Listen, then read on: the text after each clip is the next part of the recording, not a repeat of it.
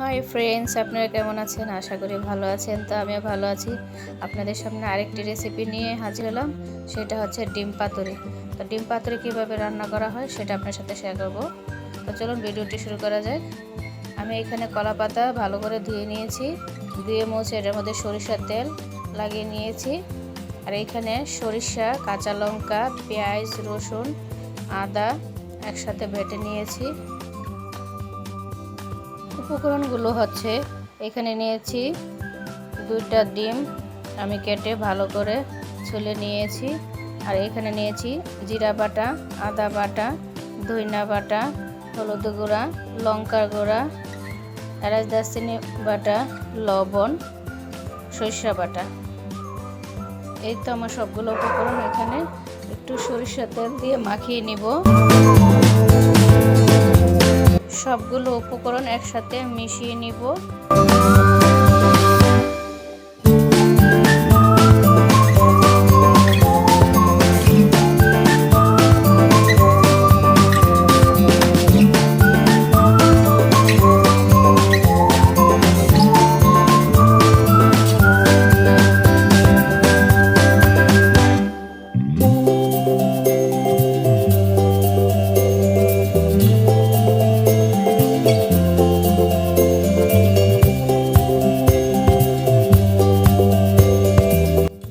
সবগুলো মশলা একসাথে ডিমের সাথে মিশিয়ে নিব।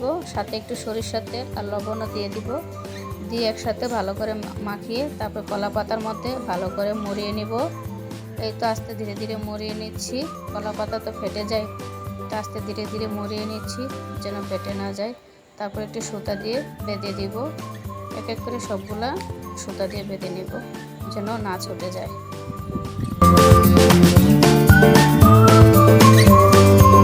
একটা প্যান বসিয়ে দিয়েছি। প্যানের মধ্যে আমি তেল গরম হতে দিয়েছি। এই তো গরম হয়ে গেছে। এক এক করে কলা পাতা গুলাকে দিয়ে দিব। সবগুলো একসাথে দিয়ে তারপরে উল্টা পাল্টা করে ভেজে নেব। কলা পাতা দিয়ে ডিম পাতুরি আমার হয়ে গেছে। এখন ছেলেকে খেতে দিব।